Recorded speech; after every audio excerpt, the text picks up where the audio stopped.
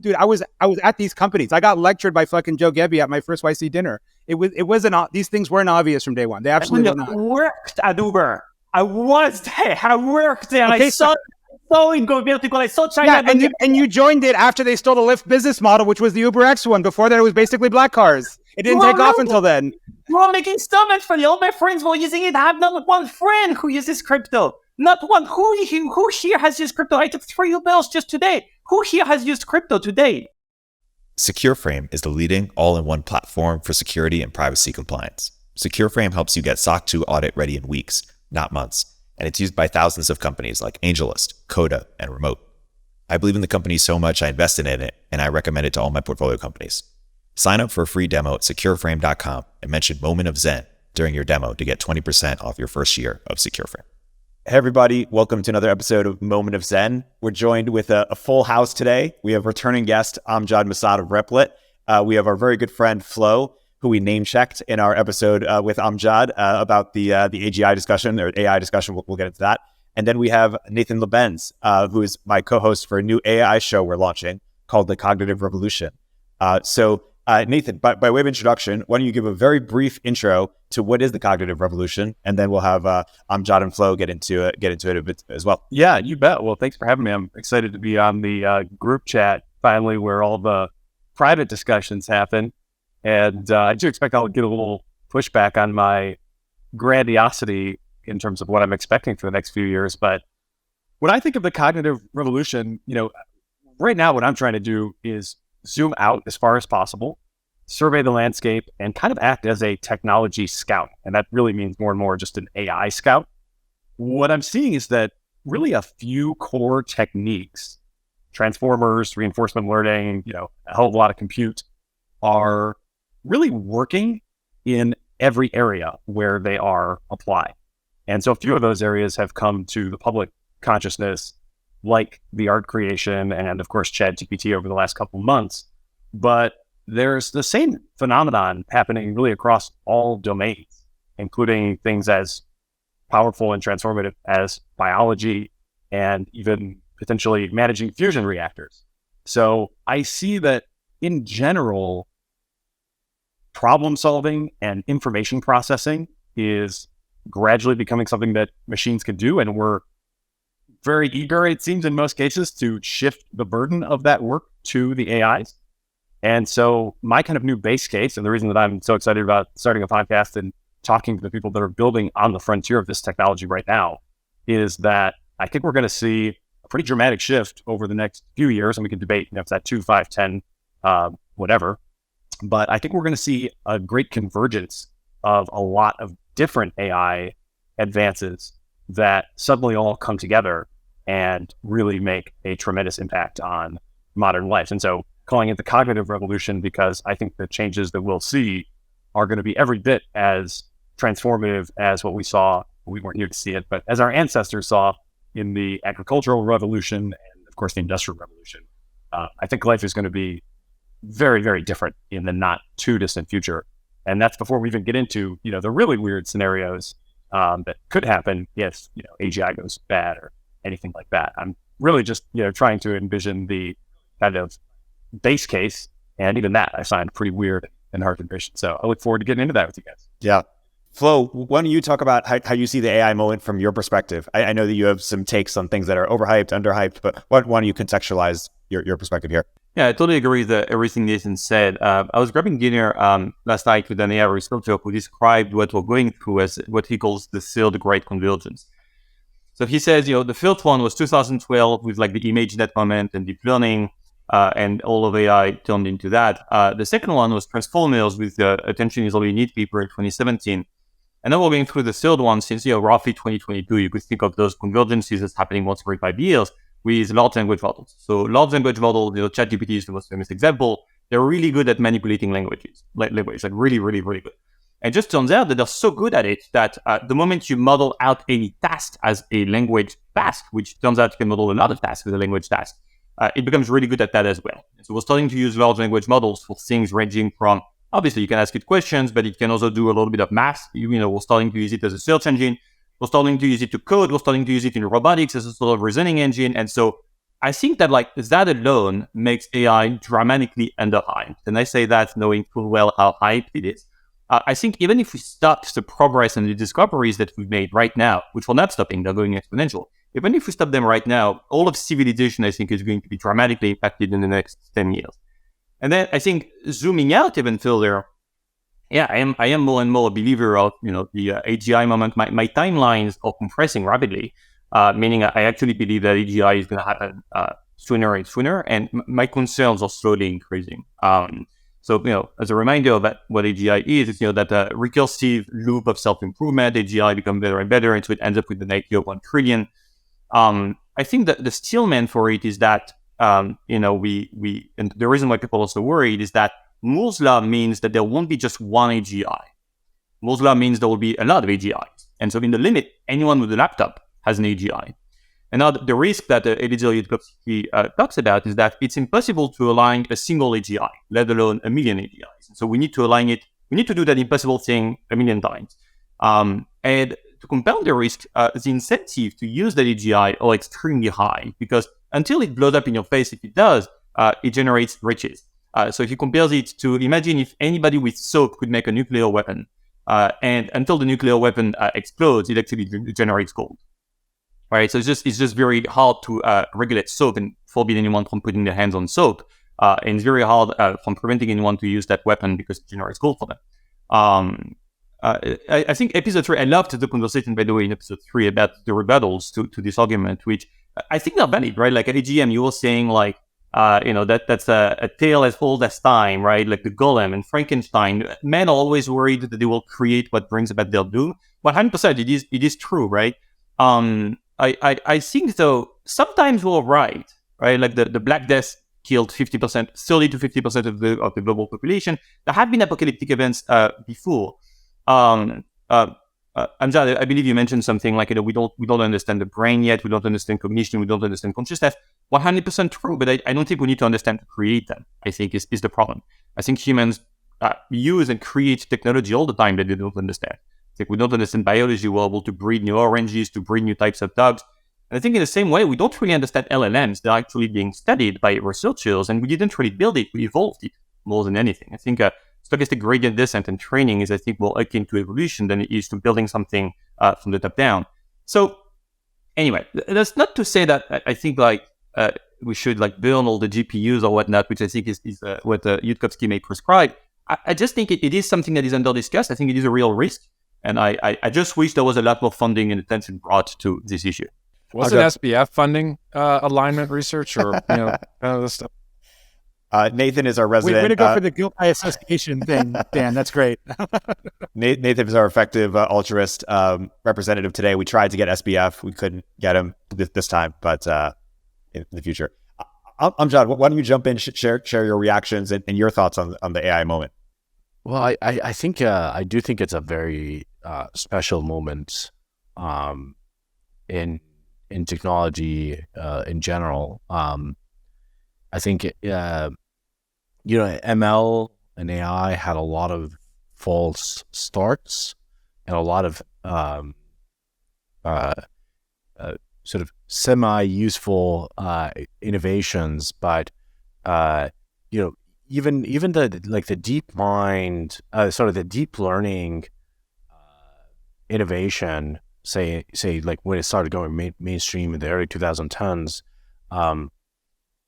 was still like a very tedious process. It was really hard and inaccessible for most people to do any sort of deep learning stuff. It was the stuff of big labs.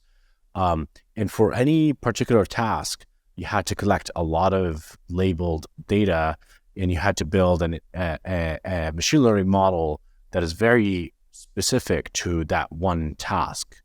What the transformer model brought is a kind of generality. So in a way, there's a generality jump here. I think if you go back to the early era of AI, they would probably think that the large language models that we have today are some kind of AGI, because it's sort of this boiling frog phenomenon where like slowly we're increasing generality. There's not going to be any point of time we're going to say, this is AGI. I think every jump is going to be like a significant jump in generality, but it's still going to feel somewhat slow. But I think GPT-2 specifically, and then GPT-3 was this really big moment showing that for the first time, you have a machine learning model that generalizes outside of its distribution, its training distribution, right? So, with the cool thing about the fundamental cool thing about GPT language models is that they can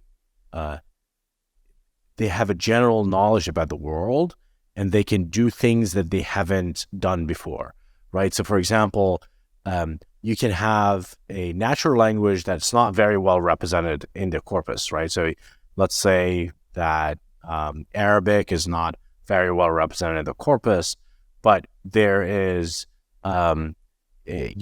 enough ways of doing recipes in English, then the language model would generalize from the English recipe making and will be able to create Arabic recipes. So that form of, I think in the past would have called it transfer learning or whatever, is happening on the fly. And you can program these models with what's called in-context learning, or colloquially now we're calling prompting. And that's a form of programming. Before prompting, there was no real way to change the model other than retraining it or fine-tuning it. And so for the first time, we can change the behavior of the model on the fly. And so one analogy I like to give is that pre-von Neumann machines, computers were not programmable unless you changed their hardware. You literally had to change the circuitry in order to program them. Von Neumann created the stored program machine, and that meant that you can write a program to change the behavior of the machine without changing the hardware. With transformer-based language models, you can change the behavior of the model without changing its weights and biases, its parameters.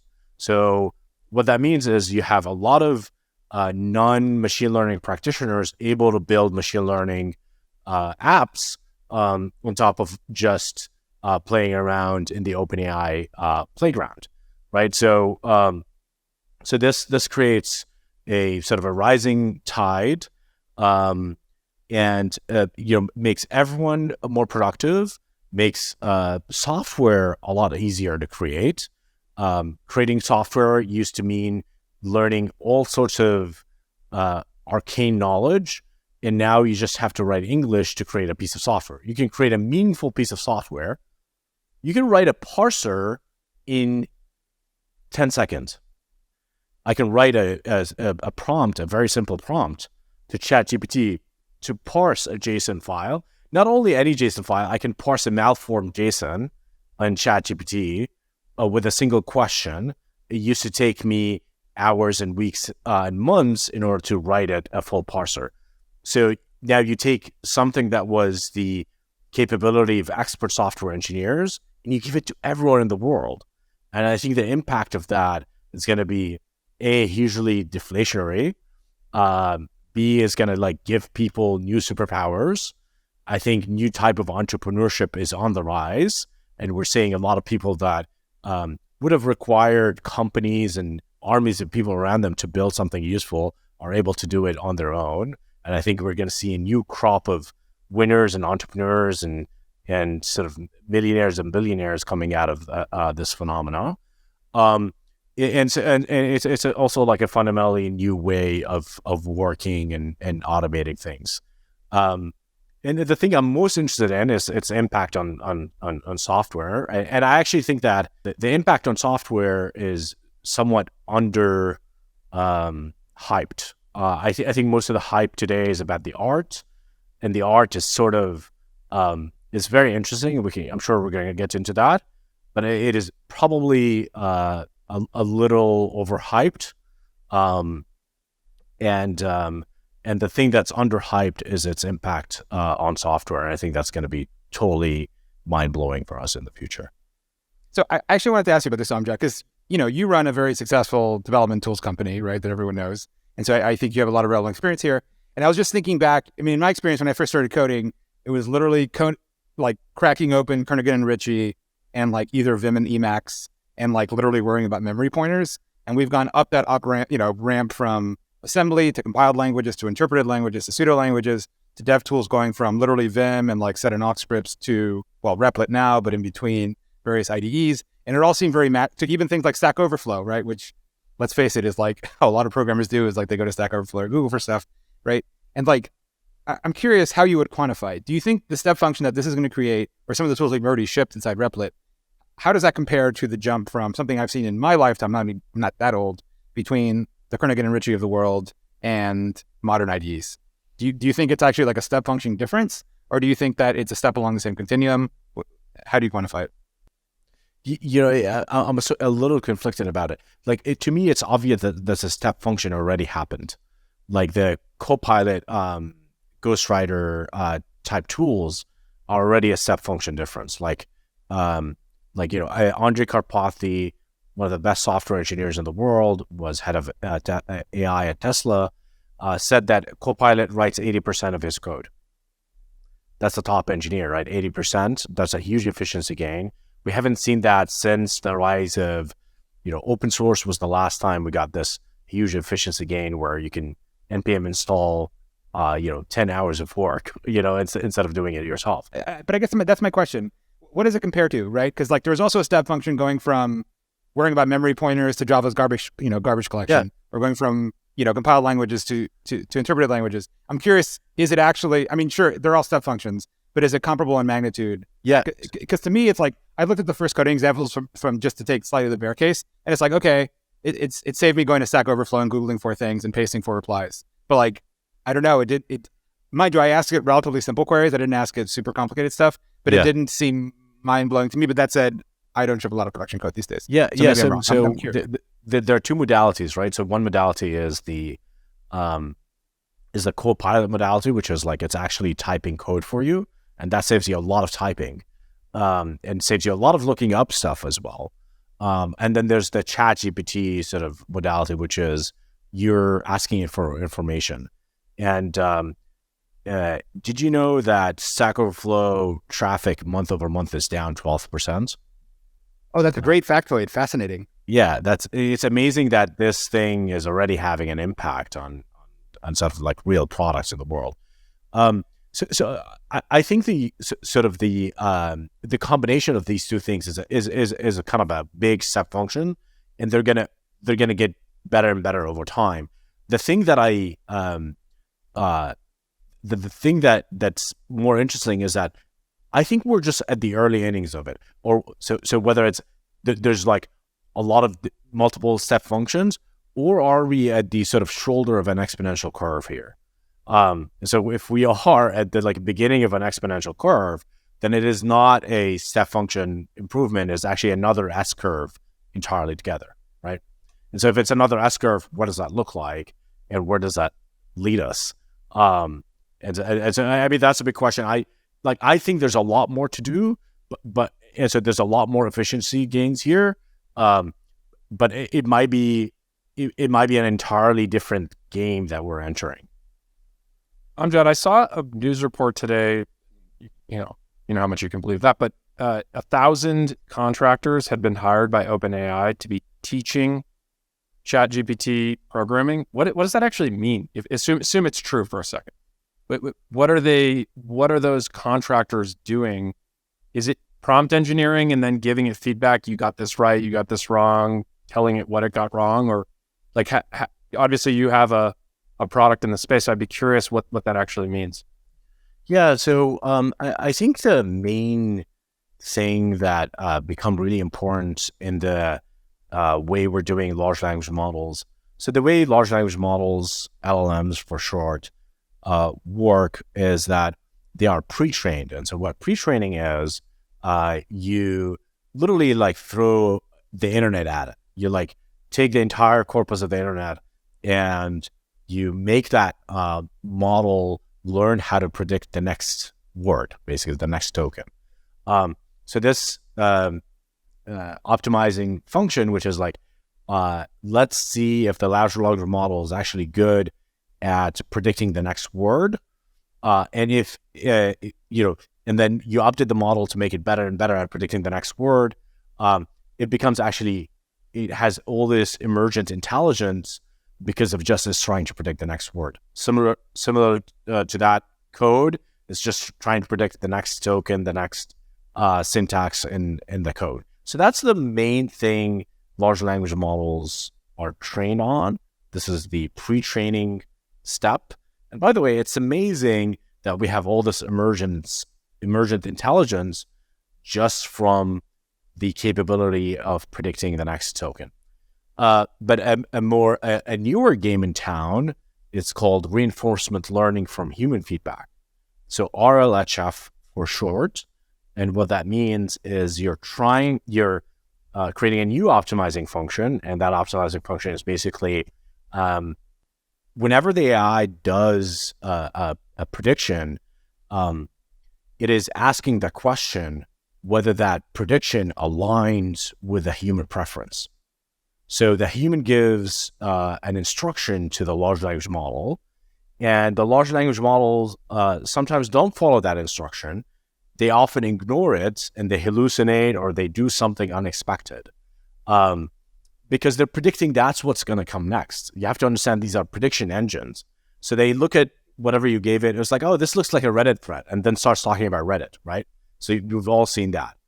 RLHF makes it so that it actually listens to you. And the way it listens to you is basically when it does what it's supposed to do, you give it a cookie. You say, you've done a good job. When it doesn't do what it's supposed to do, you kind of give it a slap on the wrist, right? And you do that process over and over again, and then the language model becomes more aligned, meaning it listens to us a lot better. So RLHF created this new demand for a new kind of data, the kind of labeled data. So the cool thing about pre-training is unsupervised data, meaning you don't have to label the data. And that created a very interesting dynamic.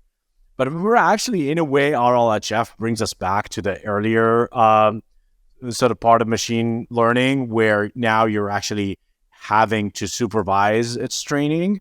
And so you need humans to be using ChatGPT and giving it feedback and slapping at the wrist or giving it a cookie every time it does something good or not. And this is going to give a data advantage to companies with a product that people are using. Part of the reason ChatGPT is free is because they're collecting a lot of RLHF feedback. Every time you give it a thumbs up, thumbs down, you're giving it a cookie or a slapper on the wrist. And in addition to that, OpenAI decided to go and source higher quality data by actually paying people to be a lot more descriptive in the reward function that they're giving it instead of just a thumbs up, thumbs down. Interesting. It's so my experience with it, and I'm not an engineer, but I actually asked it to build me a web client for Farcaster. And so I asked it to build a Python Flask app, and I went through, and there were some issues, and I prompted it. And within, I'd say about 15 minutes, probably 10 to 12 prompts, it had a working client that was on my local machine. And I know that was pretty eye-opening. But going back to the point before, it feels like it's going to make the 10x engineer a 100x engineer, in the sense that there's still a base level of you need to be able to guide it in the right direction. It's a tool. And so for the person who already has the skill level or the talent, it's going to be a increasing the advantage. Whereas for maybe the mediocre engineer, it doesn't really make a huge difference, or maybe they just lose their job completely. Like, I'd be curious how you guys think about that. Think of it as a rising tide lifting all boats. So I agree. I think like the 10x engineer is going to become a 100x engineer. I think the 1x engineer may become a 10x engineer. And I think to answer your question earlier, GM, about is that a new step change? I think folks who were not engineers before will become engineers and be able to perform simple tasks at first and more complicated ones. You're starting to see experiments out there where it's not just you ask, hey, how do I sort an array and other engineering tasks like that to GPT-3? It's actually you ask natural language tasks, like the kind of thing that you would enter in your tasks tracker. And if it's a simple task, at least right now, the models can perform them end to end. So it's like, hey, change the copy in that button, move it to the left, make it green, and so on and so forth. Like that is something that this can change. So yeah, I generally 100% agree, Amjad, that like code right now to me is the crown jewel of this AI revolution that we're having. Like everybody is talking about image generation and copy generation, and that's fine, but that's not what the GDP is made of. I think engineers is a much larger slice of the GDP, and I agree that that's going to take that by storm. The other thing about code that's sort of underrated is that it is the window for the LLM to do more interesting things in the world. So one of the main criticism for LLMs is that that they're like not good at math, they're not good at some basic reasoning, and B, that their knowledge is not up to date. If you give the LLM the ability to write a piece of code, it can do better arithmetic. So there's a famous prompt engineer. His name is Riley Goodside. He prompted GPT-3 to know that it's bad at arithmetic. It starts with, you're GPT-3, you're bad at math. Whenever you need to do math, you have to write a Python program. And then I took that and I made the Python program actually execute in Replit and pass it back to the prompt. And that went viral. And basically, what it shows is that large language models can use tools. So now you equipped a large language model with the ability to write code. It can do math, it can run data, but it can call APIs, right? So you can also tell it, you're a large language model, you don't know anything about the current events. And so anytime someone asks you about a current event, you have to go search Bing. You have to go get the top results from Bing and learn from that. And so slowly your coding becomes its window in order to gain more tools and more knowledge. And that's like a human, right? That's what humans do. We use tools in order to become more intelligent, more knowledgeable, more productive. I think there's kind of a third wave on both the coding modalities and also on the training that are worth highlighting. One really interesting experiment that I just saw, this is literally from just like last weekend, it was called LLMs Are All You Need for Backend. And basically they replace all the code on the backend with just a call to a language model. And the language model basically pretends to be the entire app. So they showed a couple of examples of this, like a to-do list where there is nothing else except the language model, but the language model maintains your to-do list. And then what that allows you to do is just send arbitrary requests into the language model, like delete everything that I added last Tuesday, or, add 3 things, but have them in a certain order. And there needs to be no code to do that. And this is another thing that Riley has really pioneered, and is a great follow on Twitter to see the specifics of the methods for this stuff. It can just maintain your whole to-do list in like a JSON string and manipulate that with literally no code at all. So we've kind of already, and this is, Copilot's been out for what, like 6 months commercially? We've already gone from a kind of next-gen autocomplete to your best friend that has encyclopedic knowledge, to literally just like, there is no code at all for simple applications, and the language model is just handling everything.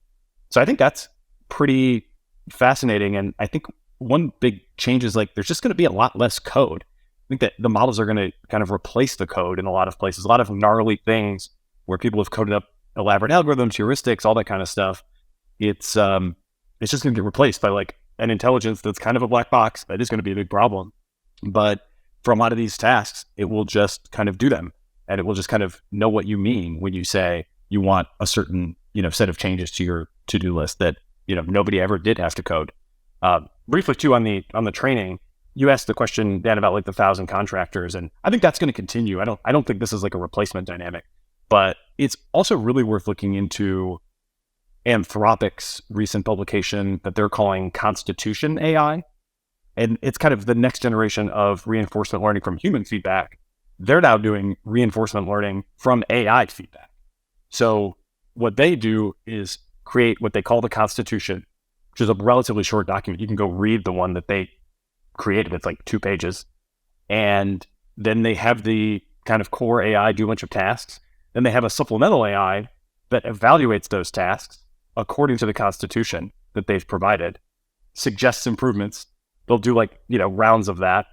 and then retrain on the improved generations. This is now all AI beyond the initial couple page constitution. And they're able to stay competitive, at least in, some pretty meaningful domains with the human feedback, just with the AI feedback. So that's another thing where we're kind of seeing like, boy, the expertise is kind of in there. It, in some cases, can already like coax it out of itself.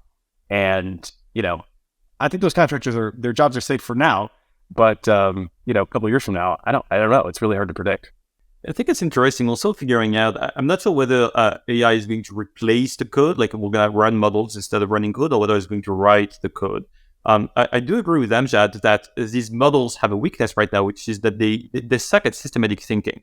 So, for example, you can give them this a task of, hey, parse this date, and instead of having it go day, month, year, have it go month, day, year, right? And if you give it enough examples, GPT-3 will succeed at this task something like 99.8% of the time, but it will fail 0.2% of the time, which shows that it is succeeding enough that it kind of understands the task, but it's not thinking about the task in a systematic way. So the other weakness of these models is that they cost a fortune to run. Like they're very, very expensive. And here again, Moore's law is going to be on your side. It's always going to be more expensive to use a large language model to parse a date than it is to run a piece of code. So I think we're like in this very interesting time right now where like nobody really knows how these things will shake out. But I think that, again, these AIs will learn how to use tools. And I think that on some level, they will be smart enough to discriminate, to understand, hey, is this a task that I expect to perform a lot? Is this a task that I am performing a lot right now? And is this a task that benefits from more systematic thinking? If so, I'm going to write a piece of code to perform this task for me because it's going to be cheaper and more reliable and more systematic. And you think that the model will know that, or is it the human guides it to saying, okay, this is not a good use of the model? I think there are ways, and I'm curious to hear Amjad's take on this, but I think there are ways to build systems that are either part of the model or upstream of the model such that the model would in a way know that. I'm curious, like, the example that you, I think, gave before, these API requests, or I was talking to a friend recently and he mentioned, ask, GPT or ChatGPT to find you a flight between San Francisco and Miami next Tuesday. It can't do that. But like, what's the difference between the LLM today and getting that query done? Whereas Google, when you go to Google that, Google has it, I think you could do it today. Like, I think you could do it today.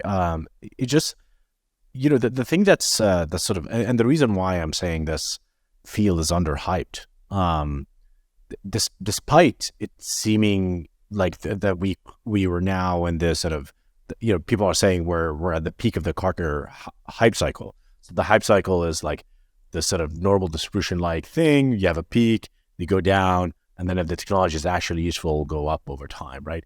And if you look at the NASDAQ, actually, one fun tidbit, it looks exactly like that.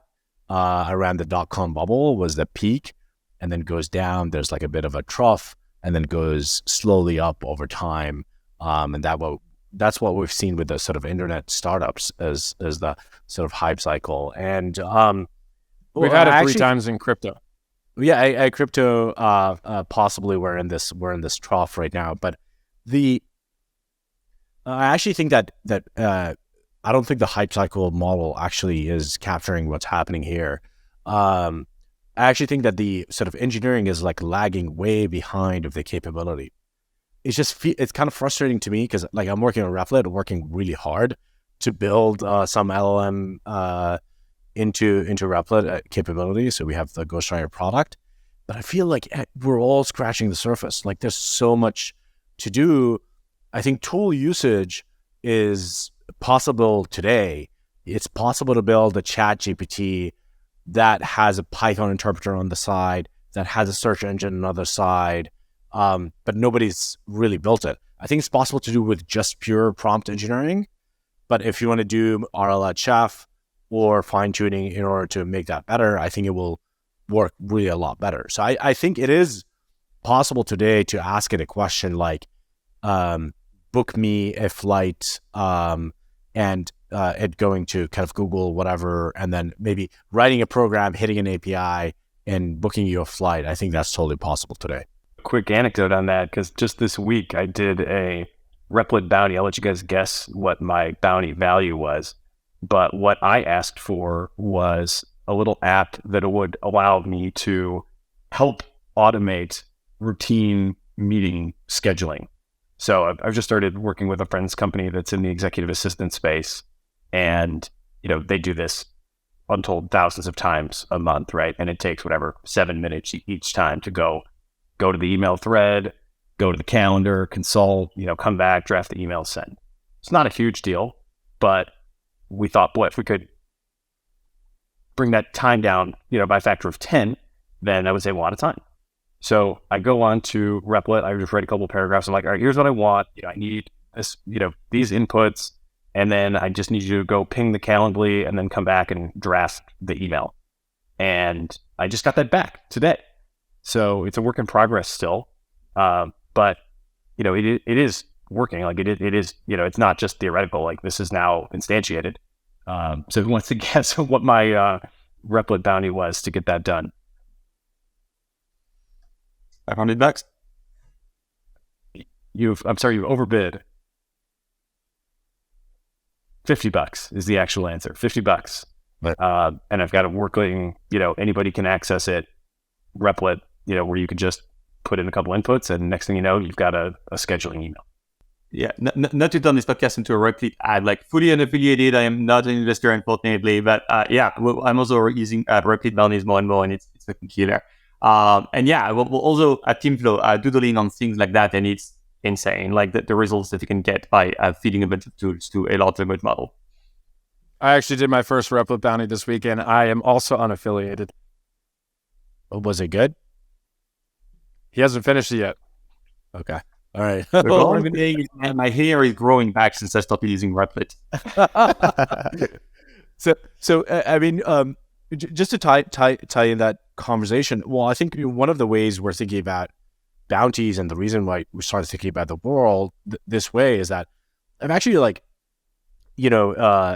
sort of a crypto canon, but the sovereign individual had a description in it that talks about the sort of the future of work in a way. And it talks about how AI, crypto, sort of the future of the internet would support this sort of world where, people are less full-time employed. They're more like freelancers. They're able to jump from work to work. They're able to construct companies on the fly and kind of dissolve them right after the work is done. And that's been the picture in my mind for a long time. And I think for the first time, it's really possible. All these technologies are maturing in a way that allows this new crop of entrepreneurs to be able to be hyper productive and be able to get things done super quickly and super cheaply. When we talk to younger programmers, like almost without fail, their ambition is no longer to join Microsoft or Facebook or whatever. They want to build businesses. They want to make money. They want to go into freelancing. They want to be like this free spirit. They want to build a career that is like freedom maximizing. And I think having the ability to use an army of AI assistants and being really powered, supercharged by this technology will give people amazing opportunities in the future.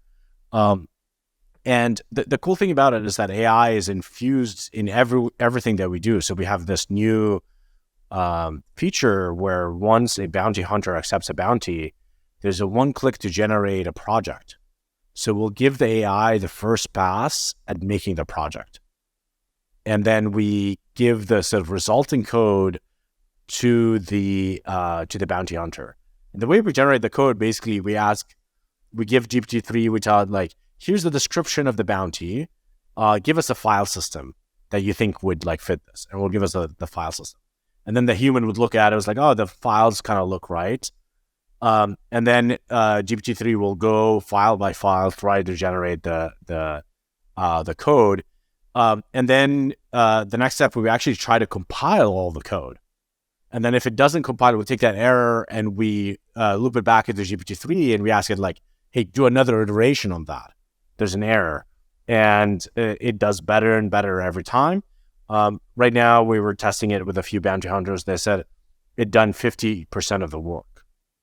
And so 50% is a huge amount. I don't know if that's the actual number that we're going to end up with, maybe so that the trials were kind of skewed in some extent. But I think it's pretty easy for us to get to a point where we can get you from a project description to 50% scaffold of the project. And that really unlocks a ton of productivity. But to be clear, is that the ChatGPT thing or is that the bounty model for hiring software engineers that you're talking about? Because it seems as if you're invoking both. I think it's sort of combined, right? So basically, you put in a bounty into Replit. We give ChatGPT or GPT in general the first pass at it. And then the resulting code is not going to be complete yet. We'll kind of give it to a human to kind of finalize it. Yeah, I think that just like the PC was a tool of sort of great individual empowerment, I think you're right that AI is going to give even more leverage to the individual. And I think like code let companies like WhatsApp sell for like 20 billion with like, I think like 40 or 50 people. I think you're right. I think we're going to see 1 billion, 10 billion, maybe $1 trillion company in, a decade or so with perhaps 1 or 2 people. I totally agree with that. I've actually been hoping for someone to come up, man, again, this is turning into a Replit ad, but I was hoping for someone to come up with this kind of like bounty system. I wrote a Google Doc. I think I sent it to you, Amjad, like 4 or 5 years ago that I ended up at least for some reason. It was a read from some experience I had at Uber where we ran the experiment of paying people for their time versus paying people for the tasks, right? And people whom we paid for the task were costing us less money and making more money. And at the core of that seemingly mathematical impossibility is the fact that when you pay people by the task, they are incentivized to hustle and to find inefficiencies and to perform the task. And so, again, in this example, it was paying people to charge scooters. And so when we paid them by the hour, they were costing us more per scooter and making less per hour than if we paid them to charge a scooter. So I was actually meaning I wanted someone to build that for code because I was like, man, if you pay software engineers by the ticket, I think you would see a lot fewer rest investors and you would actually see 10x engineers making 10x the salary. I think if you really believe in a 10x engineer, which I do, I think you should see software engineers make $10 million a year at big companies, and you don't see them. And conversely, you see people whom I call professional coffee grabbers who just rest invest and who make $500K a year packages.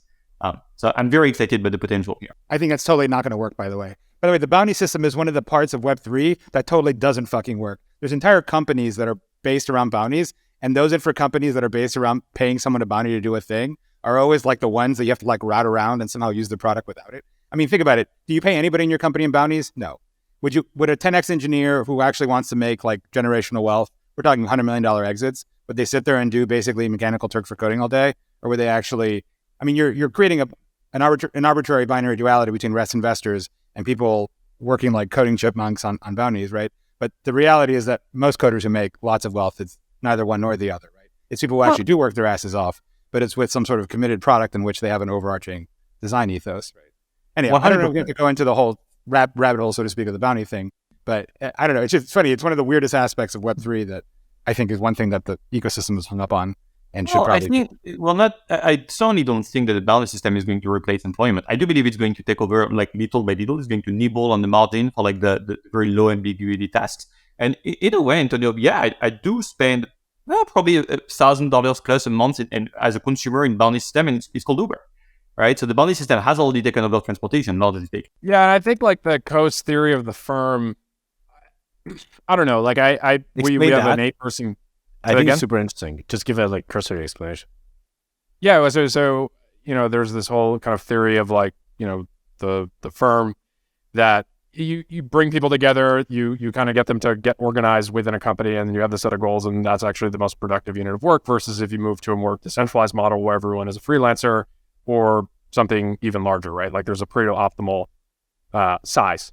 And arguably you could say that like the most disruptive change is probably going to happen at the startup level, the famous Amazon 2-pizza team rule. And it's like trying to actually, how you organize your company to like get the maximum amount of efficiency out. And within Silicon Valley, you have, a business unit approach, you have the functional organization approach, and then most companies switch over the course of their time in existence. We did it multiple times at Coinbase. But going to the bounty thing, I do think, and Tony, as it relates to crypto, I think a lot of these projects are protocols. And I actually think one of the things that's made crypto not make as much progress is a lot of people are kind of like Field of Dreams. If you build it, they will come. They all think that they're Vitalik and they all want to build a protocol, and then they hope other people go do the work on top of it. And if anything, they end up having these like inflated tokens that they can use to pay bounties. Whereas I think what crypto hasn't had is a lot of core, just like teams that are actually executing against a product and a vision.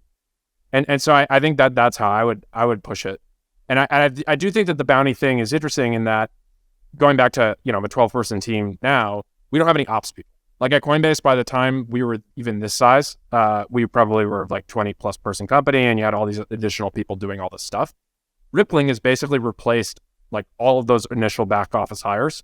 And what I'm hoping is like we're going to be able to get as far with like Rippling and Ramp and, Mercury and like all these tools, which are not even AI, but it like, I've built all these workflows that basically just handle what stuff used to be, actual people in seats. And now I'm wondering if some of this bounty stuff actually gets you the kind of like internal tool code or like the data analyst role that you previously had to do, while you still have that John Carmack engineer in the front of the house actually thinking about scale and the actual product. Yeah, I do think the bounty system works for the very low ambiguity, very high measurability tasks. You mentioned Cozy's theory of the film, which 100% is a huge part of the equation. Another great book on the topic is Gary Miller's Managerial Dilemma, which states that, by the way, the film is another one of these technologies that we use that we don't quite understand. But Managerial Dilemma states that the reason why we have films is not just for transaction costs and reducing friction of the transaction. It's also because of the psychological phenomenon that happens when someone works at a film. And so they feel more bought into the vision, more bought into the mission, and they almost end up acting in a way irrationally. And they work much harder and just produce much higher quality output because they really buy into the vision of what the company is trying to achieve. And I do believe, to AGM's point, I think that is what we're seeing in crypto, where ironically the folks who are least directly incentivized on their output, which is the contributors, are the ones who are contributing the most. And the folks who are most directly contributing to the outputs are sometimes not directly contributing. So yeah, again, I think that on the margin for outputs that are very measurable and very precisely defined, I think we will see a rise of the bounty system. Well, I actually think it's much further, and not to sort of shell my product, but but by the way, like Bounties is like not our primary like business. We sell computers in the cloud, but it was like a very like important way to showcase Replic's abilities and to make our community money. But I will take the other side of that, and I will say that actually bounty type systems will eat a lot more of work. I mean, the Cozy's theory, as I understand it, is that the reason the size of the firm is the sort of the direct result of the is dependent on the cost of using the market. So the market has a cost, and that cost is a transaction cost. That's friction, that's trust, that's obviously just pricing mechanisms. And because the market has a cost to it, we have to hire people full time and sort of hoard that talent, so that anytime we need work done, you kind of like can go to that talent. And that's why Google needs 120,000 employees, and most of them are just like making lattes every day, get really good at making lattes. But at a drop of the hat, they would need them, and they would find them there. And there's very low friction on using their labor and their talents, right? So it's a very rational behavior to sort of hoard talent. It's sort of the billionaire that has all these assistants. You're like, oh, they're just sitting around doing nothing. But at the drop of the hat, when something important happens, he needs all that labor, and he can't really hire it from the market at large. So anytime technology reduces the cost of going to the market, you see us going to the market more. Again, people had a lot more drivers and personal drivers before Uber came around, and now everyone has access to the market at a very low transaction cost. And that's the same across the board. Like anything that you use today that you find, very useful, like DoorDash, people used to have people that worked with them for them. Like people had servants that were around all day just waiting for that one order of the day to go get that. And now you're able to go to the market and get that labor on demand, on the fly, right? So I think bounty type systems, and I think crypto as well, could allow us to work on some coordination problems in order to solve the transaction cost. So let me paint a scenario that's a little bit sci-fi, but that's what we're here to talk about. But say I am in my IDE, I'm doing a bit of coding. I know that this piece of code needs refactoring. I know how to do it, but it's just going to take me legit like 30, 40 minutes to do it. I highlight that piece of code. I do right click. I say bounty refactor. Some AI knows how much this is going to cost just based on prior pricing. It sets a price pretty quickly. It goes to the market. It sends a notification to a bunch of people on the Replit mobile app. They go to the computer. They sign in. And then what they could do is they could stake their currency. They could stake their money and say, like, I know I can do it, and I'm going to put $100 in order to win that bounty. And if I don't do it in the allotted time, then you can slash my funds. So I go to Replit or whatever IDE, and then I have that code that I have to refactor, and there's maybe a timer, and maybe the money that I sort of put in, and you could do it in a way where it's like, very minute. Like you could do it where your fund is getting slashed by the second as you're coding. So that's like the sort of full matrix sci-fi. And then you get that done really quickly. And either a human or an AI could sort of verify whether you've done it right or wrong. So now, like an engineer, and by the way, Antonio, this is like not against your point that there's a lot of like low skill bounty work to be done. But let's say you're sort of Karpathy, and like it's much better for you to be thinking about higher level things, so you can have like hundreds of coders at any given point working for you, so that you can focus on building like $1 billion idea, right? And I think a lot of these bounty hunters could also build their AIs to do bounty hunting, right? And so some of them could build a scalable business doing bounty hunting. And if we coordinate all these people using pricing mechanisms and using sort of market mechanism and having AI as a way to help with the pricing, help with verification, I think you can create a very interesting market where it sort of reduces the demand for full-time employees in software companies. Shifting the conversation a little bit, for people listening to this who want to join AI companies or want to invest in AI companies, Flo, what's your take on what are the kinds of AI companies that are going to be enduring versus the kinds of companies that are going to be commodities and not capture a lot of value? Yeah, that seems to be the question on everyone's minds these days. I view three categories of companies that are created right now, right? There's like what I call like big model, right? So it's like Anthropic, OpenAI that creates these giant models. Then there's the application layer on top of those, and the application layer is going to be made of I'll just arbitrarily slice it as like horizontal applications and vertical applications. I think the big model is the easiest one to analyze here. I very much disagree with the idea that big models would be anything near a commodity. I think that if you follow the Hamilton Helmer, he wrote that book, Seven Powers, that lays an exhaustive list of all the possible modes. So a mode is something that protects you from the competition and creates a monopoly, basically, if you have a large enough mode. The mode for the large language models is going to be economies of scale, meaning it costs a fortune to build large language models. It's costing more and more money. I think GPT-4 is going to cost of the order of, call it 100 mil to train between the research cost and the compute. It's very, very expensive, which is why OpenAI is raising all that money, plus the labor to train it using RLHF, as Amjad described. So it's just very expensive to train, but that's a one-time cost.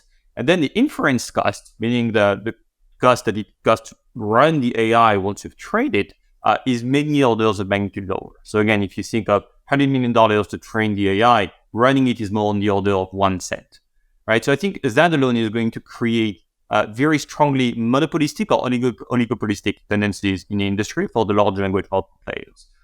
I think the app layer is not very impacted by AI. I think the moat analysis applies here in the same way that it applies for any other kind of company.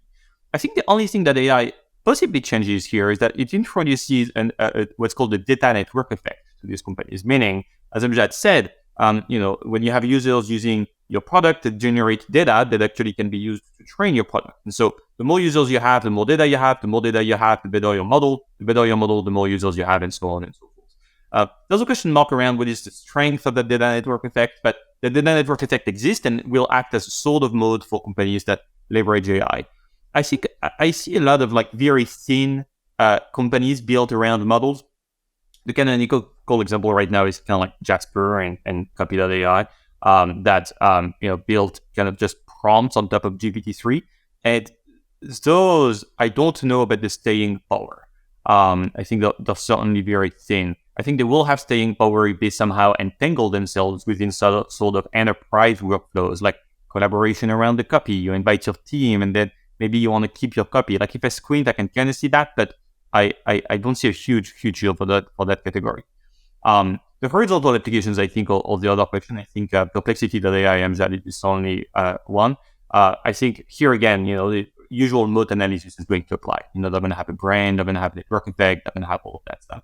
I mean, you're right, Flo. We've already saw that with Google, for example, right? I mean, the reason why Google is as good as it is not because their AI is so amazing, although no doubt it is because they have literally the entire world typing in what they want, right? It was always the data set. It was never the actual algorithm. Algorithms aren't particularly defensible, right? At the end of the day, AI isn't a product any more than linear regression is, right? You actually have to apply it to something to create something that someone will pay you for, right? And that's where I kind of don't quite get a little bit of the AI hype, right? It's like, what is the actual product here? I mean, the JPEGs are great. By the way, I find it ironic that Web3 got endless shit for talking about JPEGs, and now we're talking about JPEGs and AI.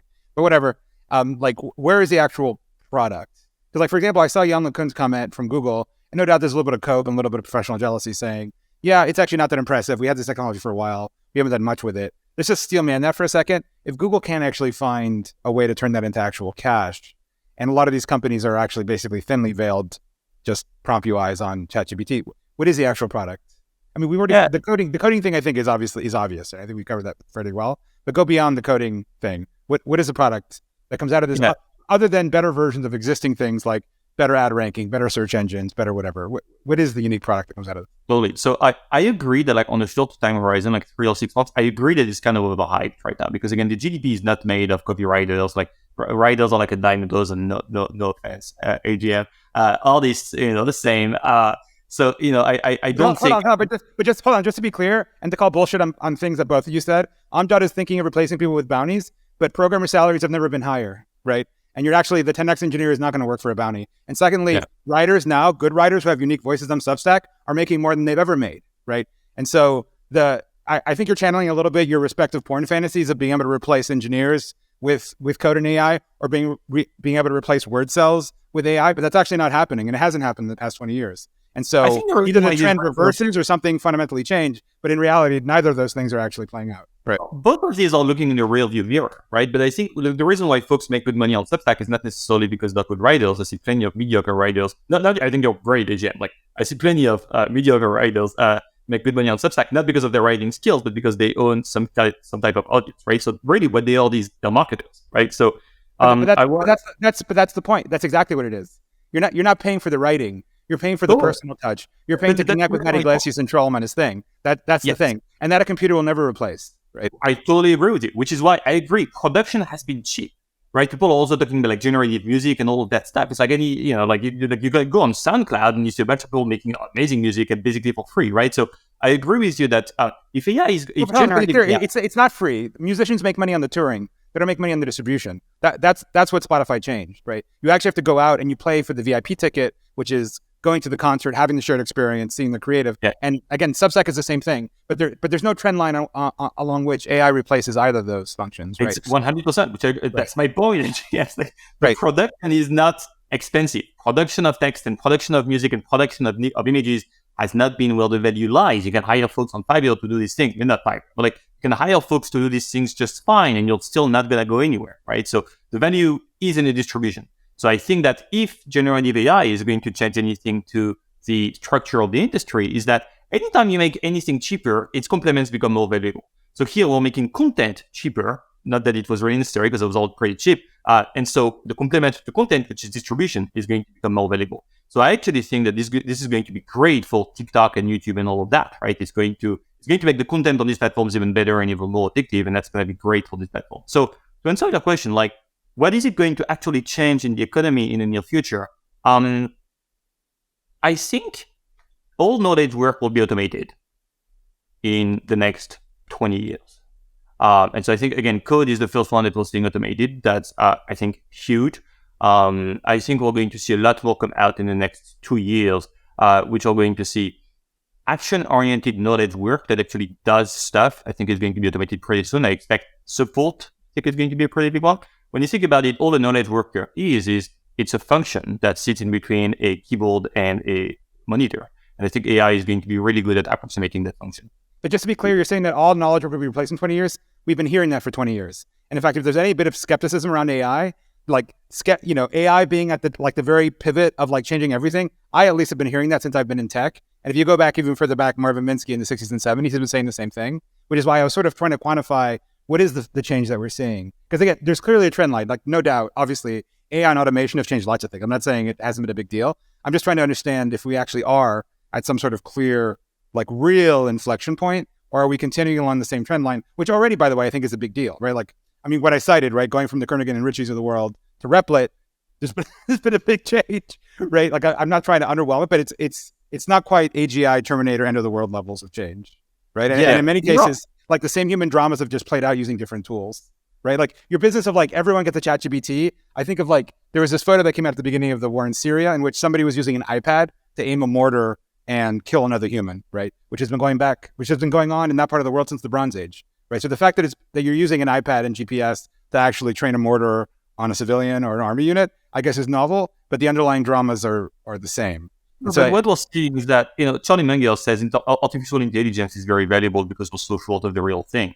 Like, intelligence is a very valuable thing, and so far the best form of intelligence we've had is humans, which are expensive. So to me, it just seems like a foregone conclusion that, like, if we can generate a fuck ton of intelligence, pardon my French, for not a lot of money, that's a good thing. So now, like, the concrete around that, I agree, are a little bit blurry, but anecdotally, I know at least one business owner who fired all of his illustrators. He owns a small media company, and he's going to save millions of dollars over the next few years because he's like, why would I pay illustrators when I have Midjourney that is faster and actually better than them? So we're actually starting to see that kind of disruption. When something is not able to do a task, it just can't do the task. But we're now hitting that moment where across very broad sets of tasks, the best AIs are outperforming the average human. They're not yet at the level of the expert human in any specific domain, but they are, and this is true of ChatGPT, and if you believe Google's published research on Palm, they've made that claim as of like 6+ months ago. They can outperform employed college grads on very wide distributions of tasks. To a big bench is a big benchmark that they compared Palm to this like pool of kind of software QA testers essentially, and AI won. So I think that is just a very qualitatively different moment than in the past, because nobody before 2022 had ever made a claim like our AI can outperform the median human on 100 different, very general different tasks. But now you've got Google and ChatGPT and probably soon Anthropic that are all in that game.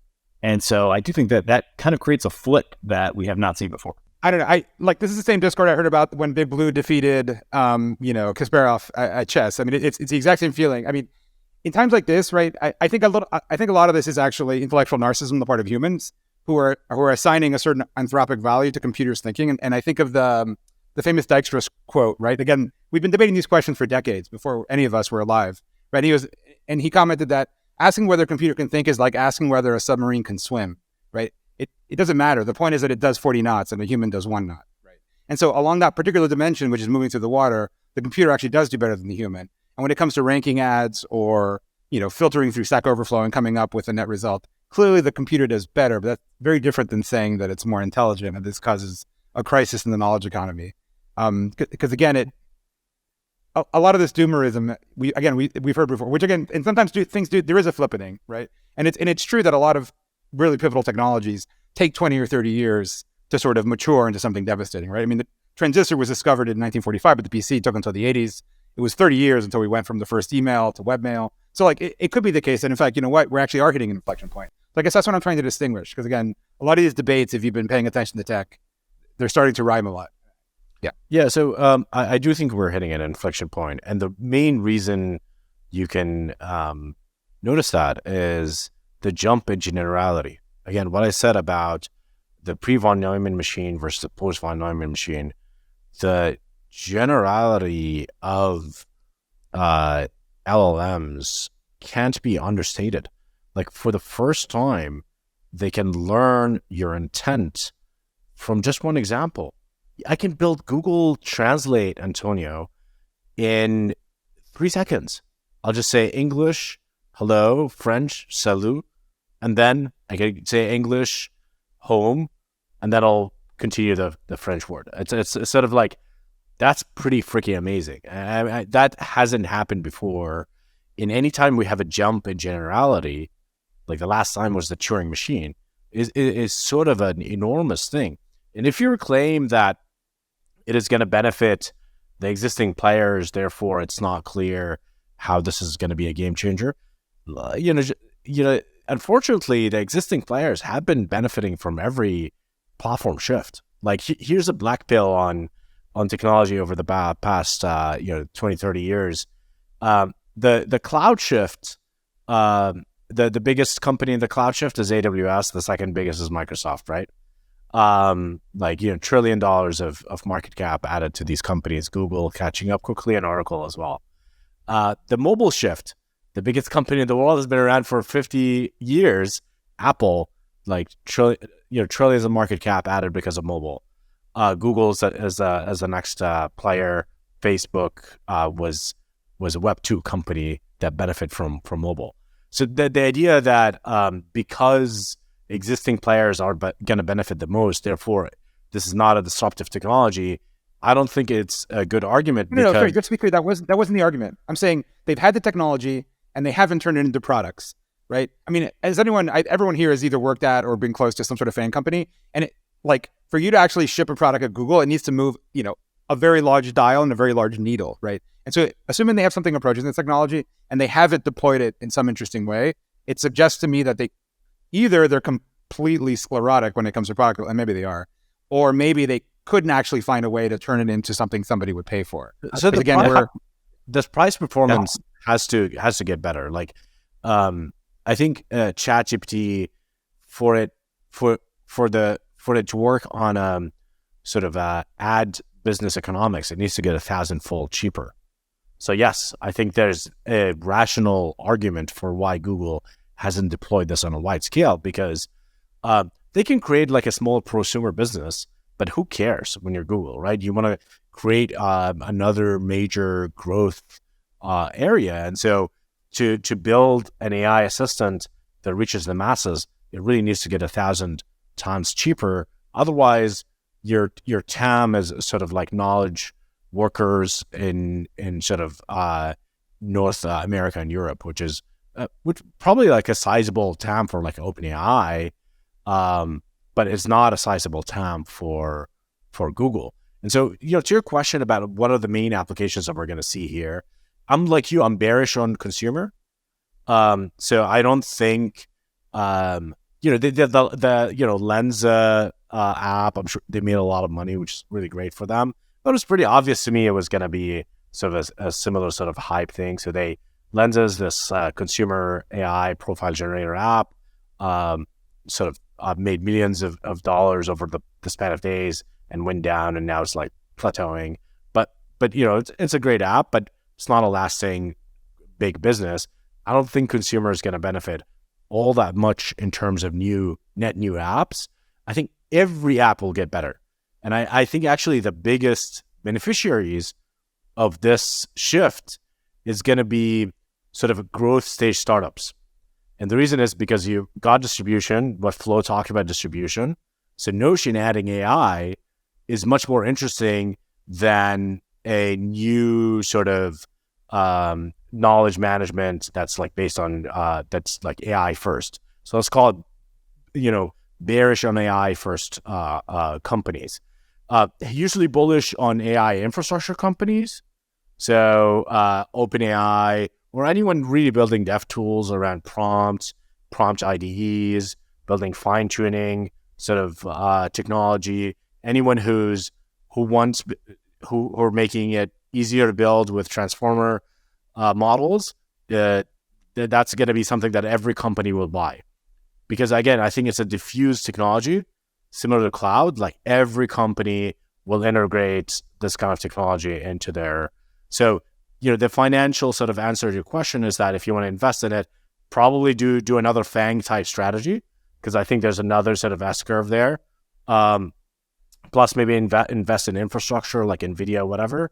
And then on the startup side, dev tools, AI intelligence layer like OpenAI, those are sort of the beneficiaries. And maybe the growth stage startups, early growth stage like us or Notion or things like that will benefit a lot from this. Well, and also, so just briefly, Google has also deployed language models. Like from what I understand, the latest version of Google Search is running on build. But your point remains, Antonio, I agree that so far the applications have not been transformative yet.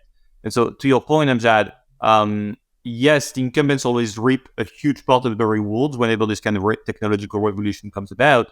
But I was at this talk the other day with Redharman, who was making the point that this is a very rapidly changing situation. He compared right now where we are with AI to driving in the night, in the fog, on uncertain terrain, and that nobody exactly thrives in this kind of scenario, but startups are the best able to kind of navigate this kind of scenario. And so I agree that perhaps the growth stage startups are going to have the combination of the distribution and the agility to reap this kind of reward. I have a question, and we can go in this direction or not. Is if LLMs are all based on the data, right? I'm Elon. I own Twitter. Why am I letting OpenAI train on that data set or anyone else on that data set? If everyone has this conventional wisdom, SEO is worth it because you get distribution, and then Google hollowed out all those SEO companies, Expedia, TripAdvisor, Yelp, and just kind of extracted all the stuff and then use the distribution. Why not just say, if I have a data set that's rich and proprietary, I'm going to put it out to the highest bidder because I have the distribution of the UGC content or the training content. And so how do you guys think about that? Because that's the one thing. It's like OpenAI has this ChatGPT because the web is open, right? And if all of a sudden the value is in, the competitive advantage on the training set, like why wouldn't I shut that off? Or, if I'm Yelp, I'm only allowing Apple's LLM to have access to that or something like that. Yeah. So we're already seeing that there's a tweet from Elon. I'll put it in the chat, maybe put it in the show notes. He's saying, I just learned that OpenAI had access to a database for training. I put a pause on that. So need to understand governance and structure and revenue plans going forward.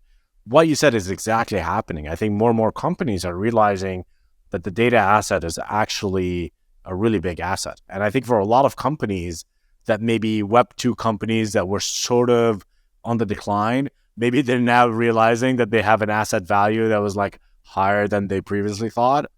And so I think going forward, I think companies are going to be more protective of their data. That being said, the pre-training step of GPT style models benefits from just massive amount of data, even if the quality of data is not high. So the more data, the better. So I think they're going to be less sensitive about one or two companies on the margins kind of shutting down access. The thing that's going to be the data moat layer is going to be in the RLHF fine-tuning layer. And this is like where I think this is what OpenAI is sort of selling to enterprises right now, which is and Microsoft, OpenAI, Azure service. They're just saying like, we're going to provide the pre-trained model trained on internet scale data, and we're going to partner with you to collect user data that is primarily based on your application? Are we going to create a derivative model that is hyper specialized for your app? If only we'd created some way to have true digital ownership subject to some consensus protocol that could serve as the core of financial transactions. If only humanity had invented such a thing, then you could actually negotiate the ownership of open training data. Is this a good segue, Eric? This is why they pay me the big bucks as one of the members of this thing, Eric. So I actually think that's an interesting question. Like the main thing, Bitcoin and crypto do is that they're coordination technologies, right? I mean, well, when I was talking about the Bounties thing, the concept of staking as a sort of, stole it from the crypto community, right? Like staking is such a cool coordination concept. So there's a lot of coordination concepts that were innovated in the sort of crypto world that I think is going to be really interesting in an AI world, because the more you automate, the more the sort of the transaction cost and the coordination problem becomes the bottleneck. And so how do you solve these coordination problems? I think sort of market dynamics. What are the best way to create sort of market dynamics in the internet? I think internet money comes to mind as a way to create that. So some way to, pay people for their contribution, I think is the ethical thing to do. Like the idea that, being able to pay people for the data that they create is not a bad idea. Like, if we can trace the Wikipedia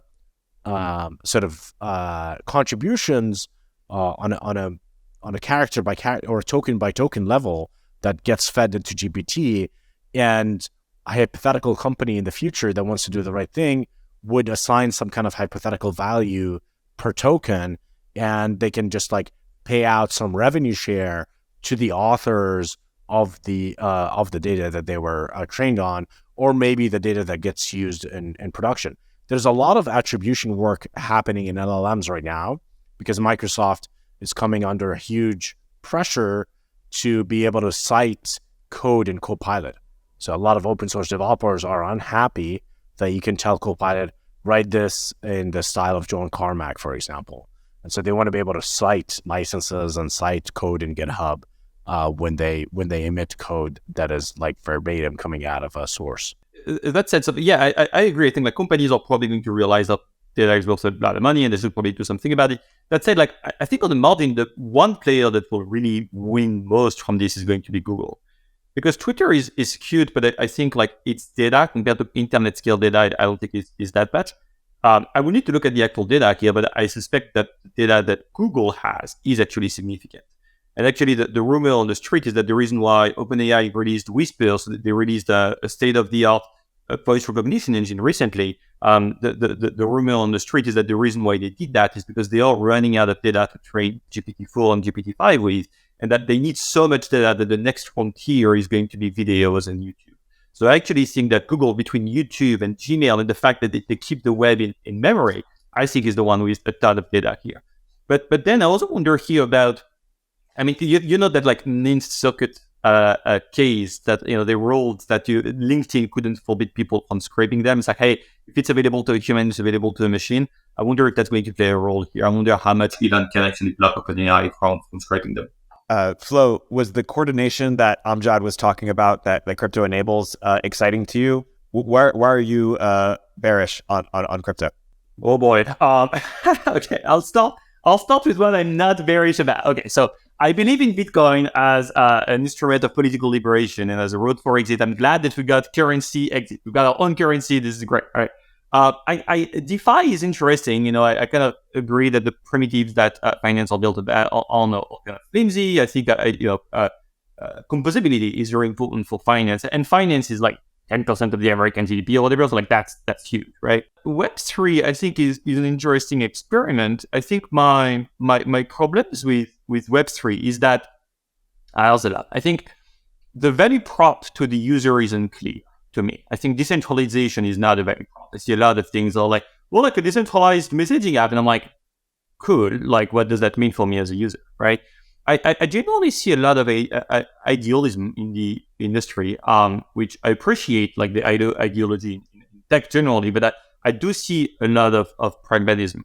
I think I view this ideology as ignorant of the fact that the internet, since started in a very decentralized fashion and has been trending away from decentralization. Email, is built on decentralized protocol, and now it's consolidating on top of Gmail and Yahoo because, convenience always wins, and users like having a good experience that they can't get with purely decentralized protocol. For example, there is no way that a decentralized protocol can give you a search box.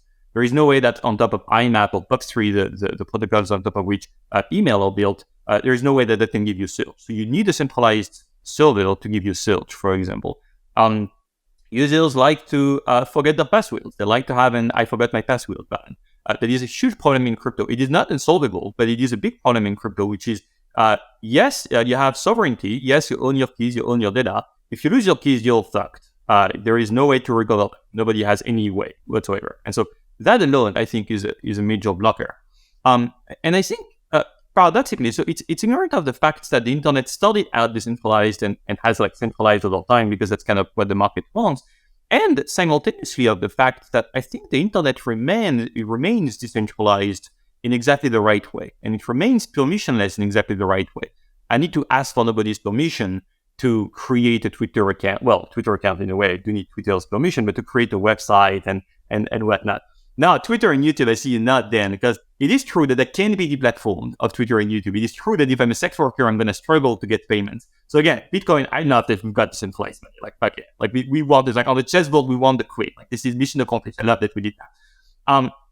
The Twitter and YouTube deplatforming thing, ideologically, look, I'm a libertarian, right? So I don't like to see people deplatformed as more than the next guy, but it's not a real problem that people are facing.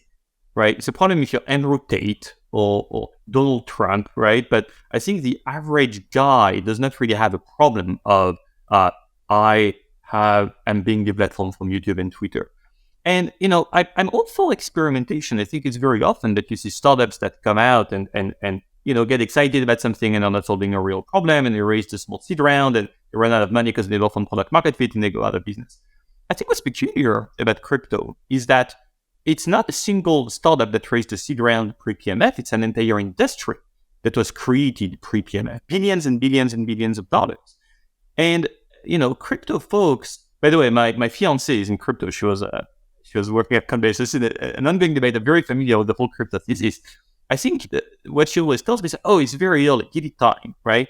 And I'm like, it's not that early anymore, right? The Bitcoin paper was published 14 or 15 years ago, and it's a ground that is now very visited. A lot of people have been digging for a very long time, 15 years or so. Billions of dollars and thousands of people have been digging this ground. And the truth to be told, we haven't really seen adoption. We've seen speculation, which is, I think, the reason why crypto has gone so far without PMF, which is we see these skills, we see these billions of dollars being traded, and I think most of that is speculation, not actual adoption, not actual usage. Crypto folks, there is that chart going about on Twitter, which is overlapping the crypto adoption curve with the internet adoption curve. And I'm like, look, we're on track. And I'm like, first, this is not real adoption. This is speculation. Second, if the internet actually had a product market fit immediately, Apple, made $8 million of revenue on year 2, and Amazon made $15 million of revenue on year 2, and both of these companies IPO'd on year 3 and made billions of dollars. Netscape was a phenomenon. The first application... None of that is true. Sorry. There was 30 years before the invention of the email and webmail. I mean, I lived through some of this. It's not true that the internet had instantaneous adoption. I mean, Apple used to make cards. By the way, there was no internet in the 30 of Apple, by the way. At least no consumer internet. I mean, you're comparing apples. I don't want to interrupt the whole thing, but it's just not true what you just recounted. Yeah. Sorry. I think you're just misunderstanding. Okay, look, I have to just jump in here for a second since we're the Web3 people and we've been going on and on about today. I think what you don't understand is that Web3 is a reverse of Web2 in many ways. Web2 had adoption, but it didn't have a fucking business model. I was at Facebook 3 months for the IPO, and the ad system was a fucking shit show, right? Uber didn't have a profitable quarter until 2 years ago. And how many years has Uber been in business? That was the whole thing. You found a consumer use case, and you figured out a way to build a business model around it later, and you hope you would get there before it flamed out. And there were thousands of companies that flamed out, and a few of them that rose from the wreckage. And in Web3, it's the reverse. It's heavily financialized. The speculative capital is retail versus venture capitalist. And then you struggle to find the consumer use case. It's not totally true that it has no PMF either. DeFi actually does have some level of PMF, even though consumer and gaming has less so. I mean, I think you're not looking at it correctly. I think it's just, I don't know, it's a different model for it. And just because it doesn't follow through the exact same timeline as Web 2 doesn't mean necessarily it's an utter failure, right? It's just a different way of approaching. Just to clarify my position, I'm not saying crypto is all trash and should throw it away. I'm all for experimentation. I'm all for that, right? I cherish that. I do believe it is overinvested in compared to the proof points that it's reached. I disagree that internet had no PMF. So yeah, Apple is not the internet. It's more like a PC revolution, instant PMF. Amazon, I think, was very much a Web 1.0 company that had instant PMF. Email, yes, was, before the webmail and before the web, email was really the first killer app of the internet. The web, Tim Berners-Lee invented it in that paper. It's a pretty thought one. It was called Information Organization, a proposal, right? And like the use case was extremely clear. It was like, look, you guys, we have all of these fucking papers laying around. We have no way to find that. That is totally false. You're completely full of it, Flo. If we had Mark Andreessen back here, he would give you in a fucking most traumatic post-PTSD way how much fucking haterade Netscape had for years. It is not true that it was obvious at the beginning.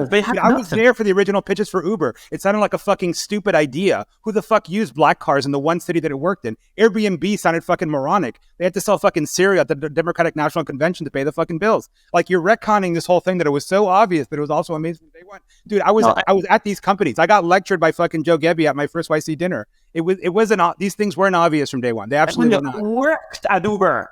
I was there. I worked there. And I saw in Go Vertical. I saw China. Yeah, and you joined it after they stole the Lyft business model, which was the Uber X one. Before that, it was basically black cars. It didn't take off until then. You are making so much money. All my friends were using it. I have not one friend who uses crypto. Not one. Who here has used crypto? I took 3 Ubers just today. Who here has used crypto today? Can I offer maybe a balanced perspective, given that I've been in crypto for 10 years and I probably am the least hype guy as it relates to crypto who works in crypto? I think the intellectual thing with tech and history nerds is like everyone tries to fit it to like, oh, well, this is like this and this is going to follow this adoption curve. And I think all those charts that are trying to say, oh, this is just like the web. People were saying that in 2014 when I joined Coinbase about Bitcoin. It's like, oh, this is the Netscape moment. And then in 2017, it was the Netscape moment. And in the last cycle, the Netscape moment. I think the thing with crypto is foundational breakthrough primitive, solves an unsolved computer science problem, right? And from there, I think people are kind of now trying to figure out what the hell do we do with this thing? We're back to Amjad's point. We figured out a way to create consensus on the internet in a completely decentralized and trustless way. And now we can actually start thinking about like the types of institutions and products and services that we would potentially build on top of that and what this uniquely enables. I generally have an opinion that most shit that's on chain shouldn't be on chain because I think people see this as like this fancy thing and are trying to put it, because it's a fancy new technology. But that's also happened. Like, I mean, we've had things like that with AI and like, hype cycles with technology. And I think the challenge with crypto is, to Antonio's point, is heavily financialized. It's the first technology that allows you to just like generate new money as like the first part of your like code commit. It's like, oh, great, I can create a cryptocurrency. And I think that has exacerbated the equivalent of the .com bubble in a very short period of time. And it's not just one. We've already had 3 major ones. And there were more Bitcoin bubbles prior to me joining. And so I think we're actually just speed running finance. And if you go read like Niall Ferguson's The Ascent of Money and like all the different bubbles that he talks about and all the different new financial assets in a 15-year period with a bunch of people in Silicon Valley who are trained towards like building products. And I think generally haven't had most people building products in crypto. I think most people coming into crypto are looking at it as a fast cash grab.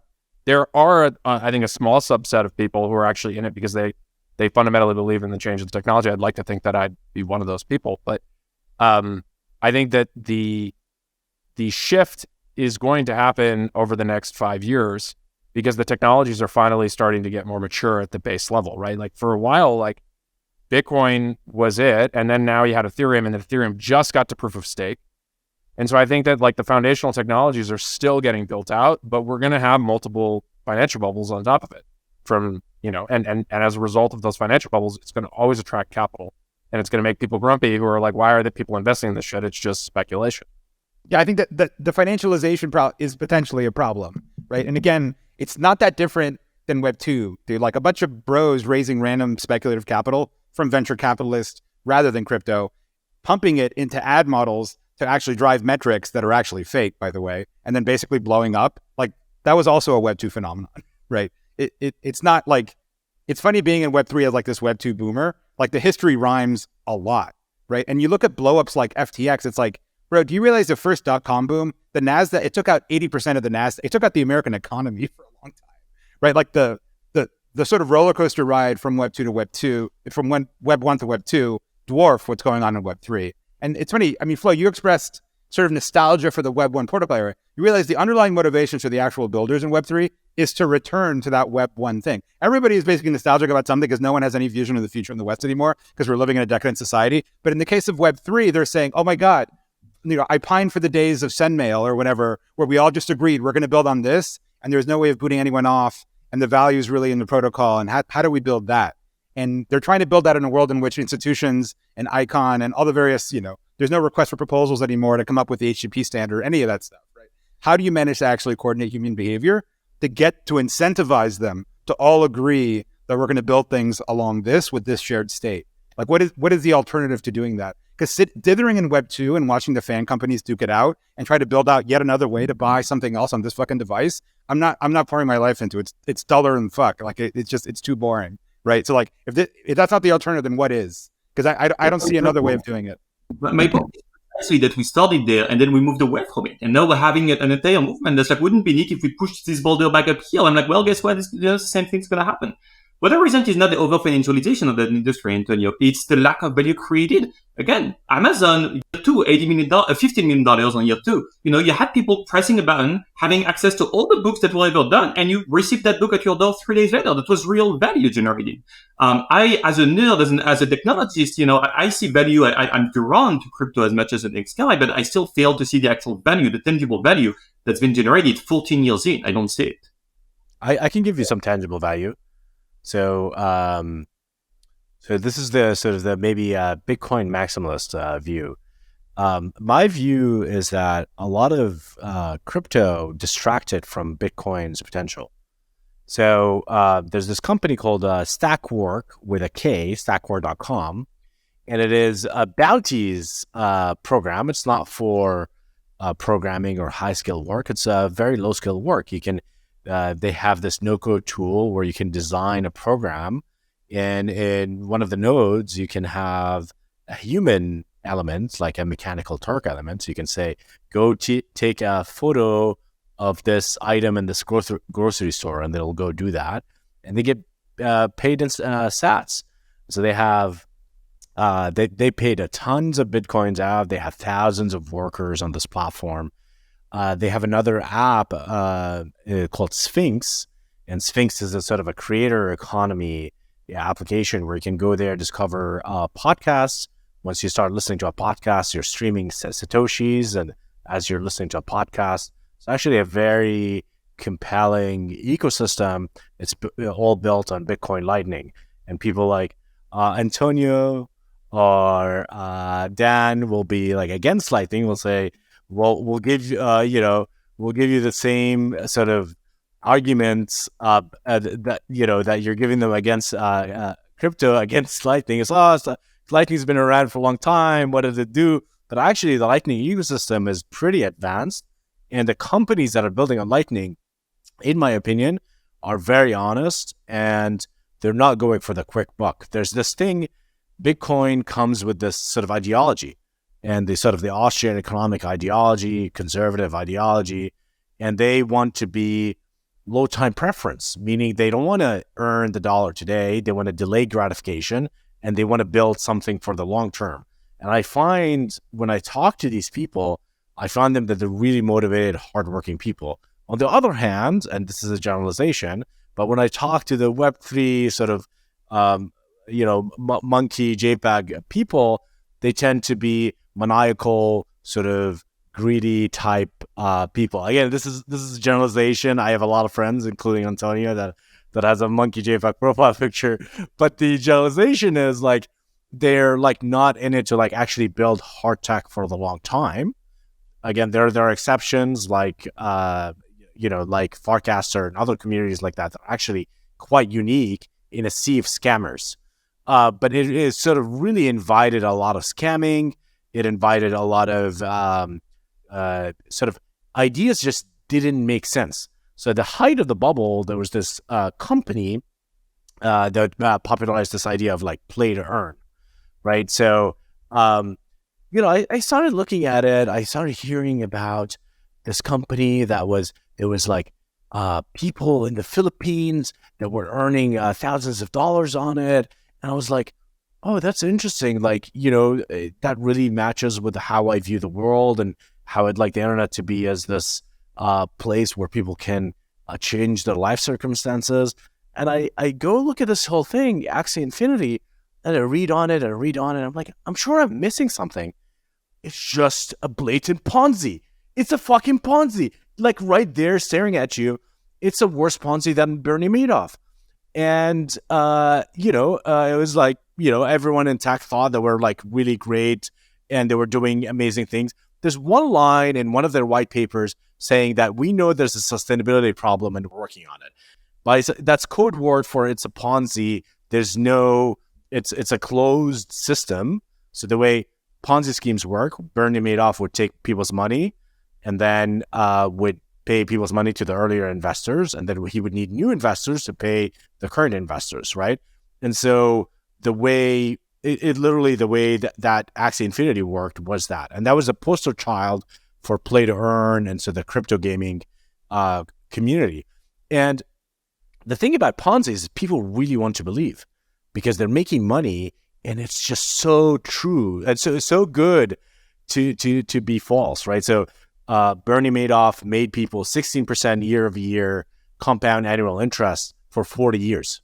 For 40 years, he was taking in money and giving it back to earlier investors. That's like an amazing business, 40 years, right? So like a lot of these Web3 tokenomics companies were like straight Ponzi's. And people want to believe in it because it's just like sounds good.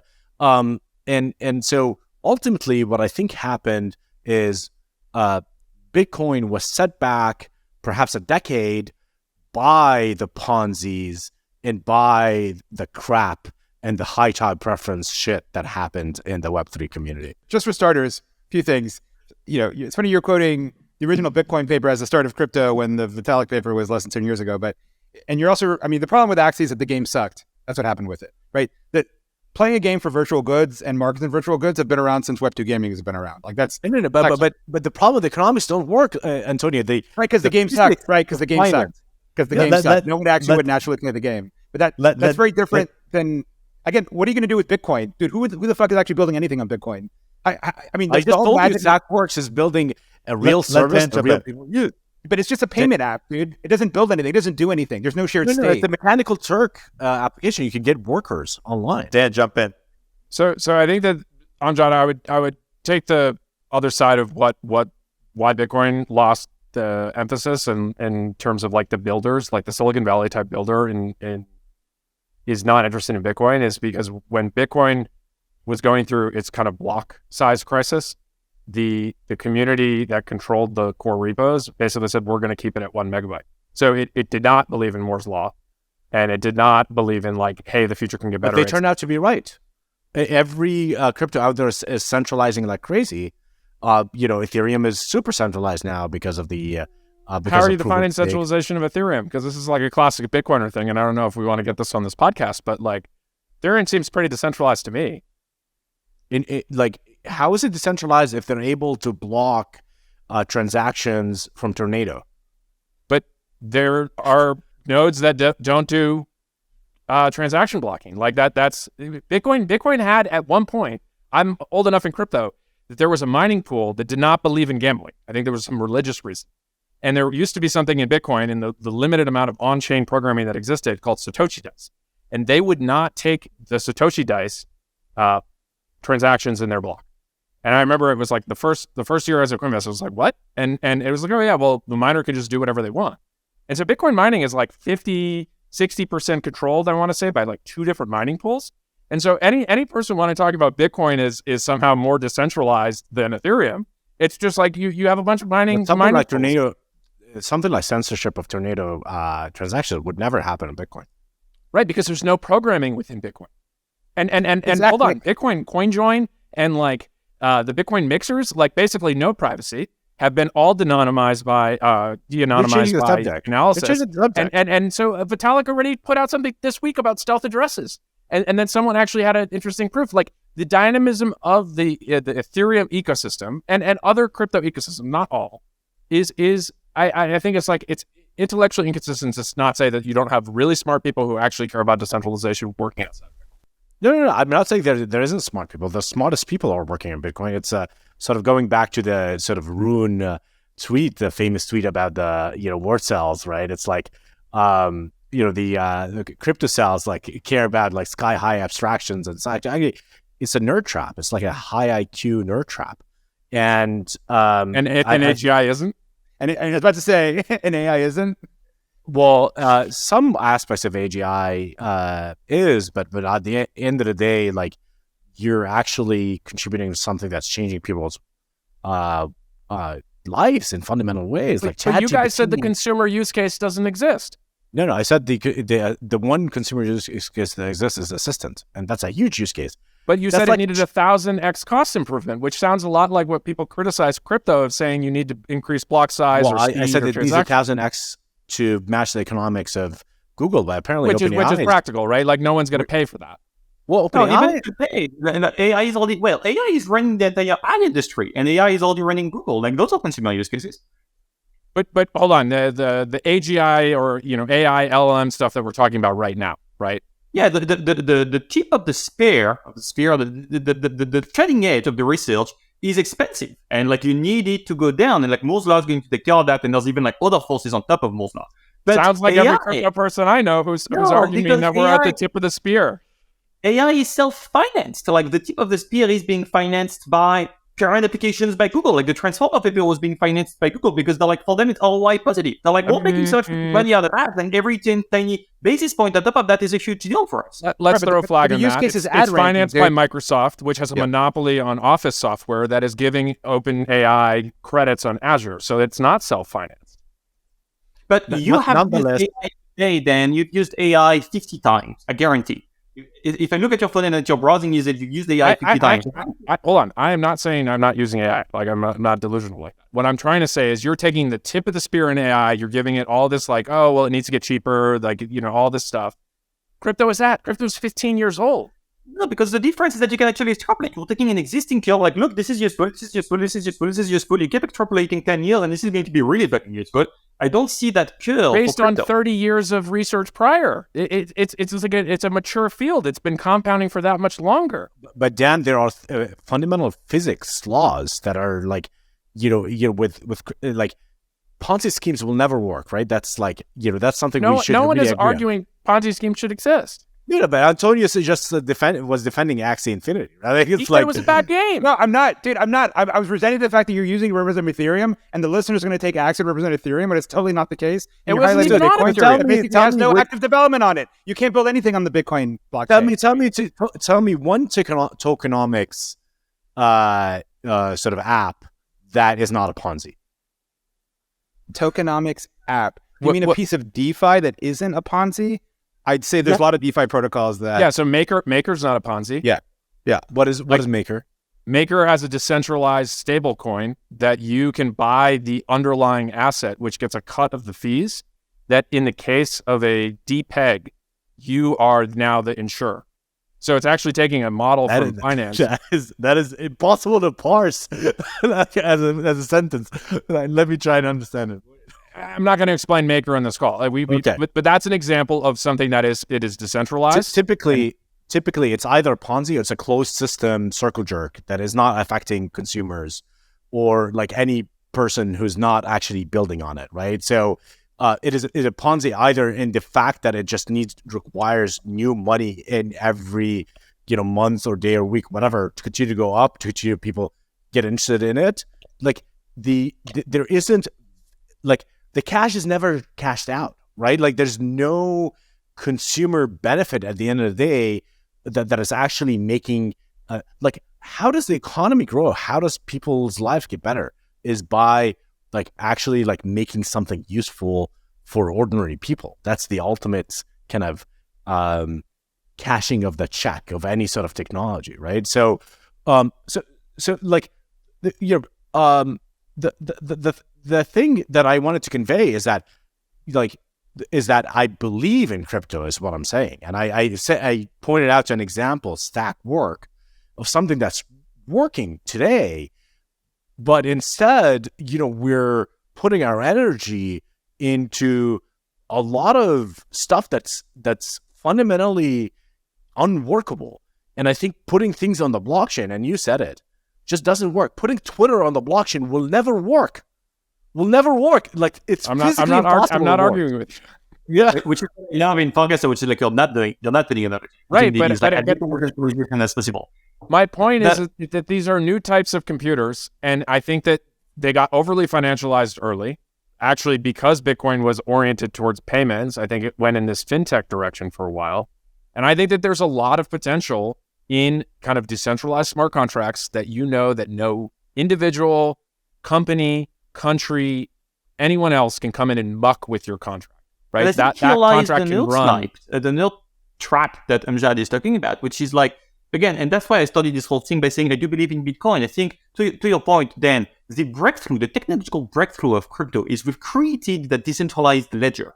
That's huge, right? So that means like, if you can't trust one guy to hold a specific ledger, you don't need to trust him anymore. You can have a decentralized ledger, right? That's why we started with currency, because if there's one guy we can't trust, it's the government, right? Everybody kind of agrees on that, right? So like, hey, like let's take that ledger out of the hands of the government, right? Mission accomplished, we did that, right? Like that's the Bitcoin maximalist camp, right?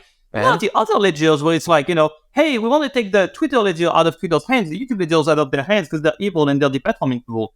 I'm like, right, or like the eBay ledger, I'm like, these centralized platforms are not that untrustworthy. I think they're doing a reasonable job, and I don't think we need to decentralize all that many ledgers. I think by and large, the world and the economy have found much cheaper and frankly more elegant ways to solve that trust problem.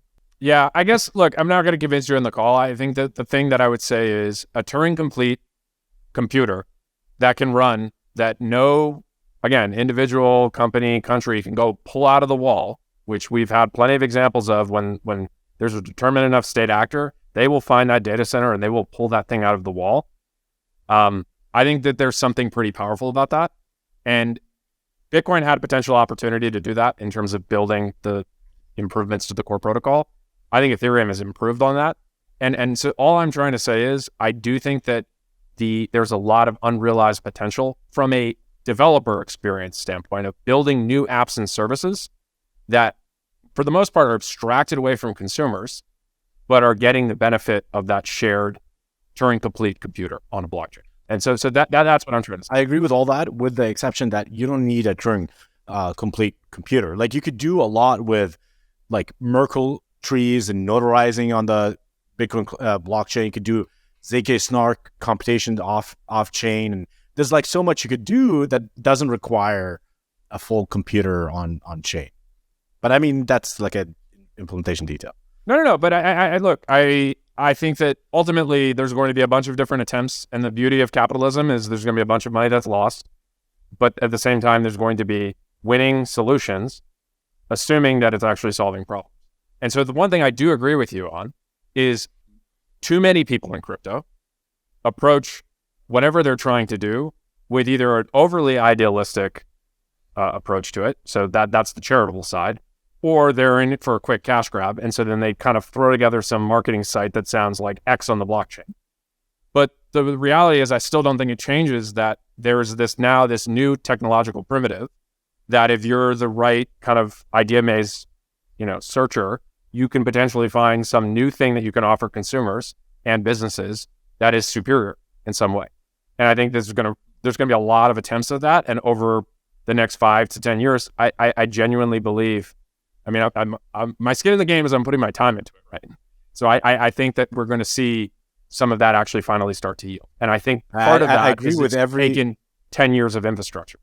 I agree with every bit of that statement, and the reason I thought Farcaster was super interesting is because it was super pragmatic about the way it's using the blockchain. I mean, and you're seeing that shift, right? I mean, you coined the term. I think you coined it sufficiently decentralized, and more broadly, I mean, that's why I started the company I started, right? Like at some point, unit economics, and you've seen it already, right? Post crypto winter, post FTX, there's been a big vibe shift inside Web3, right? And like the thought that like, oh shit, like the user monetization actually has to outpace acquisition costs, right? Which is like a shocking concept inside Web3. Like when I first started pitching my company, I'd have to explain what the fuck LTV and CACs are to people with like relatively large scale protocols. They had no idea what the fuck it was, much less measuring it, right? And so but you're seeing that shift. But there's companies that have scaled that achieve some level of product market fit. They've raised real money. They're not bailing. The founders are committed, and they're trying to figure out how to turn it into a business. But you realize they don't even have a lot of the most basic tooling, right? The blockchain is miraculous in some ways. It's actually not a very good user data store when you actually try to turn it into a data machine, which is again I'm talking my bag here in my book, part of what we're doing. But there's a lot of basic shit that does exist, right, in Web3 that needs to be built because we're outside of the Ponzi zone, right? Ideally. I have the bounce. Great discussion, guys. We should wrap soon, but I want to give anyone the opportunity to say kind of a wrap-up statement if they haven't gotten their final piece on either this conversation or the previous conversation. So any wrap-up statements? Otherwise, I'll just wrap it up. Crypto is a scam and AI is coming. I'm kidding. Donald Dude, if it's Trump coming, why the won fuck aren't you in a 2020. ranch in Montana with armor-piercing rounds for the Boston Dynamics dogs? It's like Obama going on about climate change and living in a fucking waterfront home in Martha's Vineyard. None of these AGI bros are actually like taking it seriously and living in the way that you'd live if you thought AGI was 5 years from now.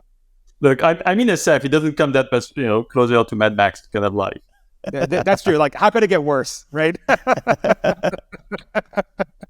I'll give you my quick wrap because we talked a bit around AI use cases and where are they. The next year, certainly the next 2 years, but I think within 2023, with those threshold effects being hit and the flippening, as Antonio put it, starting to happen, I think we're going to see radical access to expertise is going to be the breakthrough use case. And that just means you want to talk to a doctor, you can do it anytime you want from anywhere you are on demand, and it'll cost you 1% of what a current doctor costs you. And that may be last to come to the US, but around the world where that access doesn't exist in any other form, I think that will be a total game changer. So you have, doctors, therapists, any sort of professional expert, maybe leaving like accountants aside for a while because they do still struggle with math. But I think radical access to expertise is going to be the way that in which this shifts the way that we live. Yeah, so I agree with all that. I'll add like a few predictions. Pretty soon it's going to be really hard to know what's AI and what's real humans on the internet. I think there are going to be OnlyFans girls that are entirely AI generated.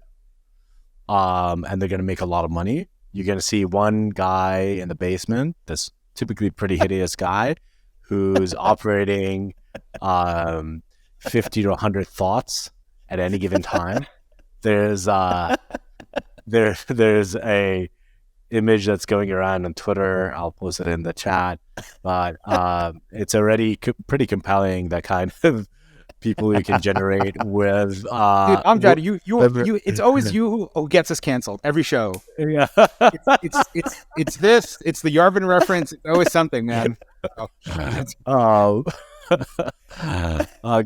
use my minority privilege, in a way. I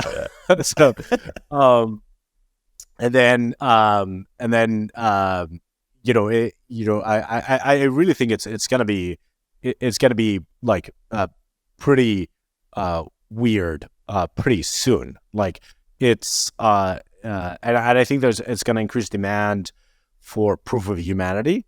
And I don't know if Elon will do this, but whomever verifies the humans will be able to build a really, really big business.